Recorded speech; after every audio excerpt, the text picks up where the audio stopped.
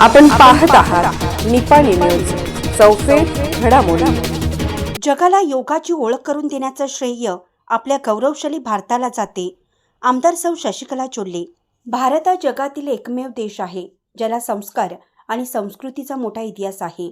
देशातील पुरातन आयुर्वेद, योग आणि उपचार हे जगाच्या पातळीवर ओळखले जातात। भारत ही पुण्यभूमी आहे।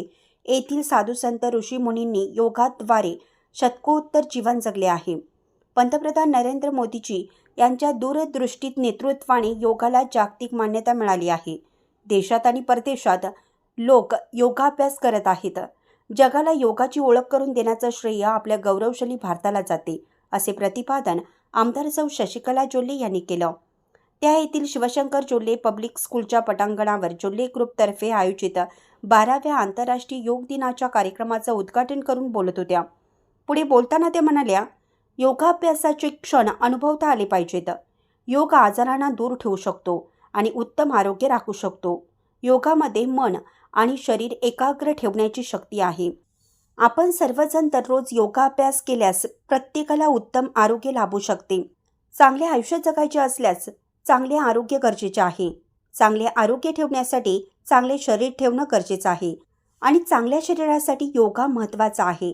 त्यामुळे प्रत्येकाने रोज योगा करणे गरजेचं असल्याचं त्यांनी सांगितलं।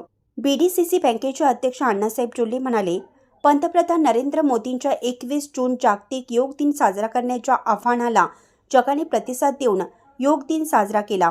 त्यामुळे योगाला जागतिक पातळीवर गौरव मिळवून देण्याचं काम मोदीजींनी केलं। शारीरिक मानसिक स्थितीत चांगले राहण्यासाठी योगाची गरज असून गावोगावी योगाचे वर्ग सुरू करून योगाचे धडे देणं गरजेचं असल्याचं सांगितलं। प्रारंभी बसवप्रसाद चोल्ले यांनी स्वागत करून प्रास्ताविकात सलग 12 वर्ष चोल्ले ग्रुप जागतिक योग दिनाचं आयोजन करत असल्याचं सांगितलं। यावेळी योग गुरु कार्तिक गुरुजी, JD शिंदे, दशरथ कुंभार, आशा तिळवे व पतंजली योग समितीच्या योग गुरूंनी प्रात्यक्षिके सादर केली। यावेळी हालसिद्धनाथ कारखान्याच्या उपाध्यक्षा गीता पाटील, संचालक जयवंत पाटले, राजू कुंदेशा, SS ढवणे, बाळासाहेब कदम, दयानंद स्वामी, क्षेत्र शिक्षणाधिकारी महादेवी नाईक, CDPO सुप्रिया जडगे, यशस्विनी चोल्ले, योगिता घोरपडे, तालुकास्तरीय अधिकारी, माजी नगरसेवक, ग्रामपंचायत सदस्य, योग साधक, विद्यार्थी आणि हजारो लोक सहभागी झाले होते। विजय राऊत यांनी सूत्रसंचालन करून आभार मानले। अशाच अपडेट्ससाठी निपाणी न्यूजला सबस्क्राईब करा आणि रहा अपडेट।